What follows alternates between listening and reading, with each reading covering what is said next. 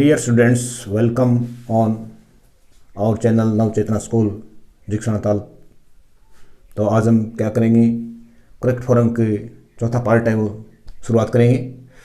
तो आइए शुरुआत करते हैं correct form of the verb की।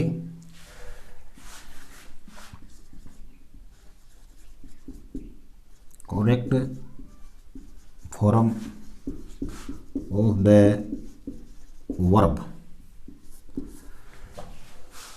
तो पिछले वीडियो में हमें 3 भाग पूरे कर चुके हैं। आज हम बात करेंगे चौथे भाग की। तो करते हैं शुरुआत। यदि किसी भी वाक्य में समय से पहले सिंस, फॉर अथवा ऑल शब्द दिए गए हों और वाक्य तुरंत समाप्त हो जाते हों, तो डियर स्टूडेंट्स, इससे यानी रिक्त स्थान से पहले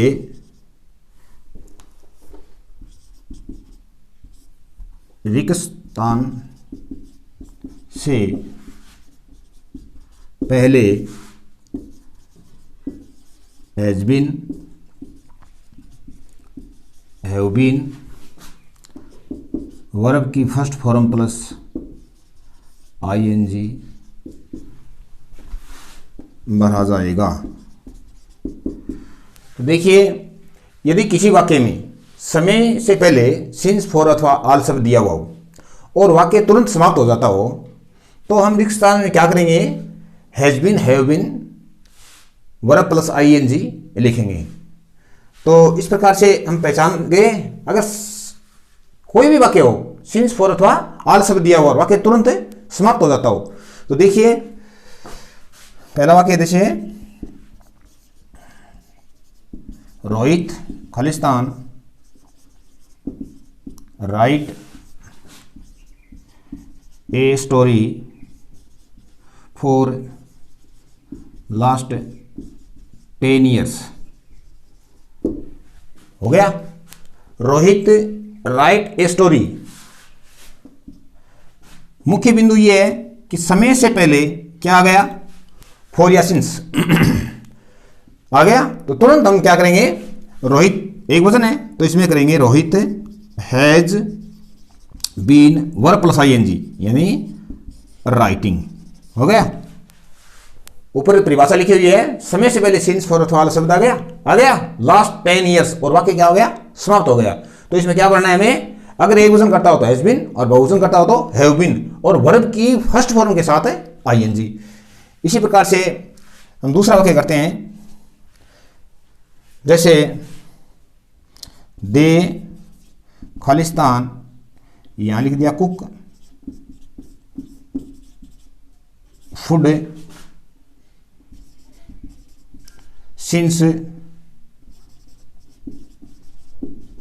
morning.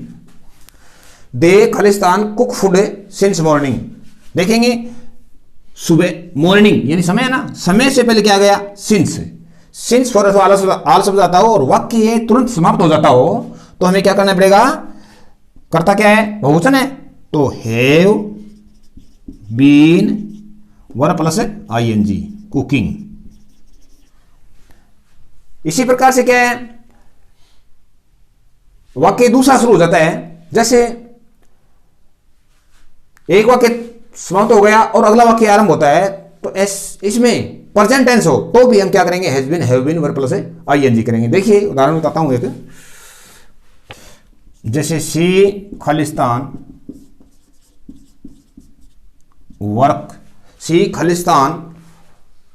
Works for 6 years C Khalistan work for 6 years. I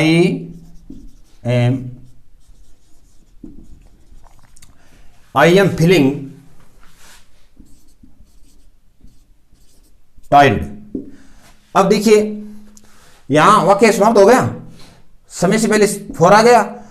अब इसमें दूसरा वाक्य आरंभ हो गया। ये वाक्य प्रेजेंट में हो रहा है, किसमें? I am feeling, present continuous यानी प्रेजेंट टेंस में हो तो भी हम क्या करेंगे? Has been, have been verb plus ING करेंगे। सी एक वचन है तो इसमें लिखेंगे हैज बीन वर्किंग। क्या हो जाएगा?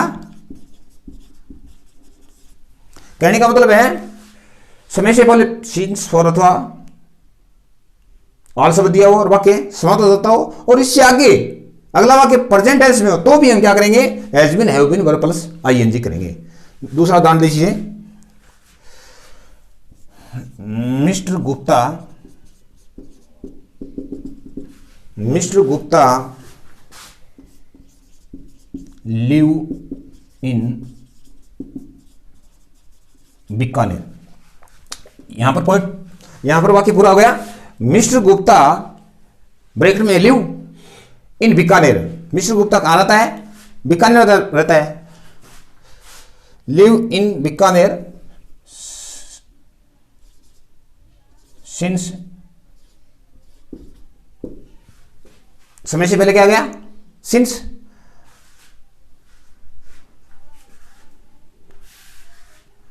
तो mister Gupta live in Bikaner since 2002 but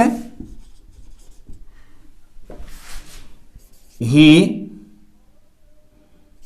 is not living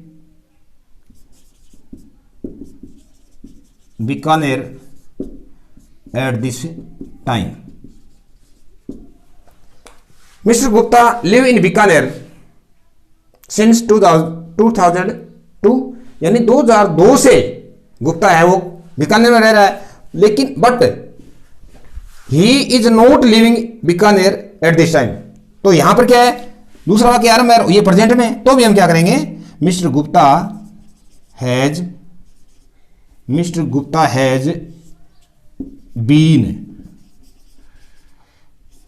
living.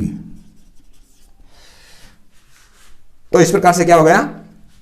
ये वाक्य है, इस परिभाषा अनुसार हम पूरा कर सकते हैं। जैसे the dogs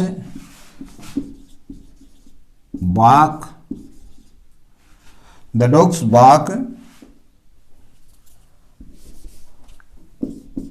for long time. The dogs bark for a long time. What is the matter? What is the matter? तो देखिए समय से पहले क्या है? फॉर है, तो निश्चित रूप से हमें has been, have been verb plus ING, क्योंकि समय से पहले क्या है? फॉर है। और वाक्य दूसरा आरंभ हो रहा है, ये किस में? प्रेजेंट में, तो हमें देखना पड़ेगा प्रेजेंट में। तो हम क्या करेंगे? डॉग्स हैव बीन, बहुवचन है, डॉग्स हैव बीन बार्किंग। तो इस प्रकार से क्या है अपना ये समय वाला वाक्य है वो पूर्ण हो गए।